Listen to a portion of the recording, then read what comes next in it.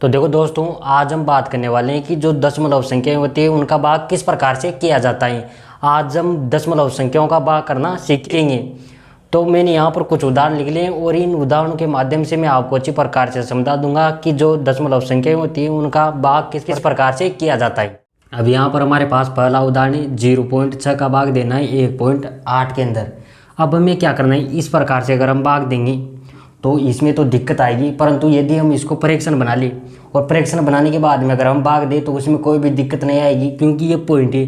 अब यहाँ पर कोई भी संख्याओं में 2 पॉइंट भी आ सकता है और यहाँ पर 1 पॉइंट एक संख्या के बाद में भी आ सकता है, या यहाँ पर 2 संख्याओं को पहले पॉइंट आ जाए, यहाँ पर एक संख्या में पॉइंट हो। तो इस प्रकार से अगर कोई भी हमारे पास जो दशमलव संख्याएँ होगी उसमें हमें सॉल्व करने में दिक्कत आएगी। इसलिए हम इसको जो ये संख्याएँ इसको पहले तो बनाएंगे फ्रैक्शन, और फ्रैक्शन बनाने के बाद में हम इसको सॉल्व कर लेंगे। अब करना कैसे ही ये मैं आपको बताता हूँ।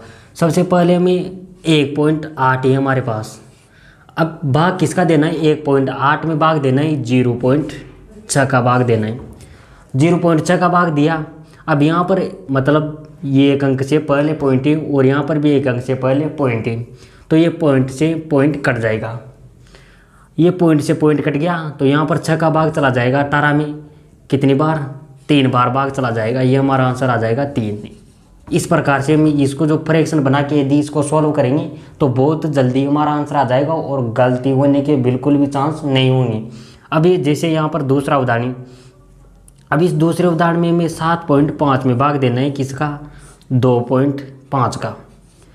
अब यहाँ पर भी ये एक अंक से पहले पॉइंट है, यहाँ पर भी एक अंक से पहले पॉइंट है और यहाँ पर भी एक अंक से पहले पॉइंट है। तो हम क्या करते हैं, इस पॉइंट को इस पॉइंट से काट देंगे। अगर यहाँ पर मान लो यहाँ पर अगर 2 होता, अब यहाँ पर यदि हमारे पास 52 होते, मतलब यहाँ तो 2 अंकों से पहले पॉइंट है और यहाँ पर एक अंक से पहले पॉइंट है, तो यहाँ पर हम क्या करते, एक अंक से तो ये एक अंक से पहले पॉइंट है, ये तो एक अंक से तो ये कट गया, और यहाँ पर जो ये एक अंक बढ़ा, मतलब यहाँ पर जो पॉइंट है एक अंक के और है, तो यहाँ पर हम लगा देते 0।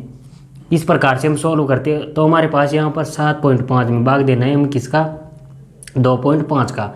तो पॉइंट से पॉइंट कट गया, पॉइंट से पॉइंट कट गया तो 25 का भाग 75 में चला जाएगा 3 बार।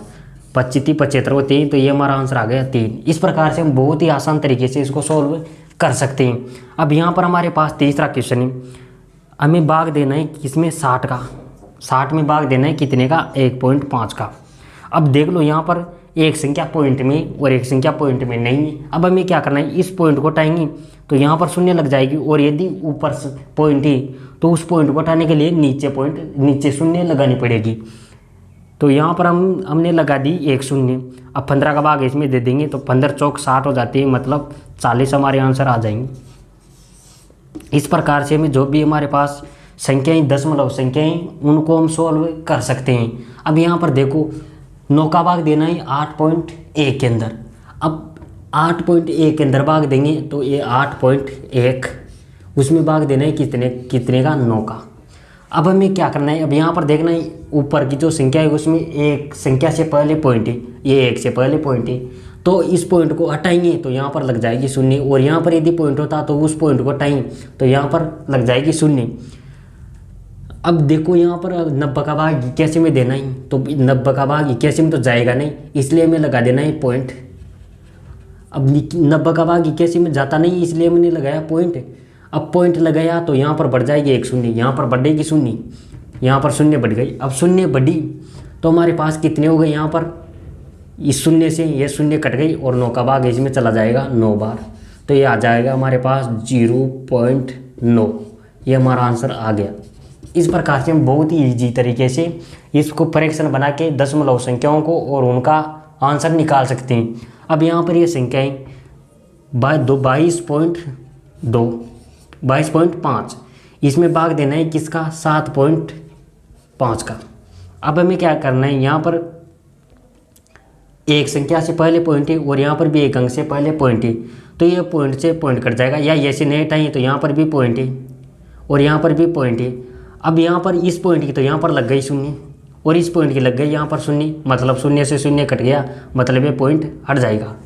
अब हमें 75 का भाग देने हैं किसके अंदर, 225 के अंदर, तो यहाँ पर 25 का भाग दे लेते हैं पहले। तो यहाँ पर 25 हो जाती है और यहाँ पर 25 में 9 बार चला जाएगा। अब 3 से 9 कितनी बार कट जाएगा, 3 बार। ये हमारा आंसर आ गया। अब यदि हमसे ये सब पूछ लिया जाए कि यहाँ पर हमने सेम अंक से पहले पॉइंट की तो बात कर ली। अब यदि हमसे पूछ लिया जाए, जैसे यहाँ पर देखना, यदि हमसे पूछा जाता है कि कोई भी संख्या है, जैसे यहाँ पर मान लो 82.22 है। अब 82.22 में हमें भाग देना है 1.5 का। अब 1.5 का भाग देना है तो ये पॉइंट के बारे में मैं बात कर रहा हूँ कि इस पॉइंट को कैसे समझना है। अब यहाँ पर 2 अंकों से पहले पॉइंट है और यहाँ पर 1 अंक से पहले पॉइंट है, तो इस 2 अंकों से पहले पॉइंट है, मतलब यहाँ पर 2 शून्य लगा दो, ये पॉइंट हट गया। अब यहाँ पर 1 अंक से पहले पॉइंट था तो यहाँ पर ये पॉइंट हटेगा तो यहाँ पर 1 शून्य लग जाएगी। अब 1 शून्य से 1 शून्य कट जाएगी, 1 शून्य से 1 शून्य कट गई। अब यहाँ पर 150 का भाग 82 में दे देना, ये हमारा आंसर हो जाएगा। इस प्रकार से हमें जो भी दशमलव संख्याएँ होती उनका आंसर निकाल सकते हैं, भाग इस प्रकार से कर लेंगे। तो इसमें तो आपको कोई दिक्कत नहीं होगी। तो देखो दोस्तों, मैंने जो आज बताए हैं कि जो दशमलव संख्याएँ होती हैं उनमें किस प्रकार से भाग दिया जाता है। हम क्या करना है, पहले उसको फ्रैक्शन बना लेना है और फ्रैक्शन बनाने के बाद में पॉइंट को हटाना है। मतलब ऊपर पॉइंट है, जितने अंकों से पहले पॉइंट है उतने नीचे शून्य लगा देनी, और नीचे जितने अंकों से पहले पॉइंट है उतने शून्य ऊपर लगा देनी। उल्टा होगा, मतलब नीचे पॉइंट है तो उतने अंक ऊपर लगाने, और ऊपर पॉइंट है तो नीचे हमें पॉइंट लगा देना है। इस प्रकार से हमारी जो भी दशमलव संख्याएँ होती हैं उनका हम आंसर निकाल सकते हैं। तो आपको ये अच्छी प्रकार से समझ में आ गया होगा। तो मिलते हैं किसी नेक्स्ट कक्षा में, तब तक जय हिंद, जय भारत।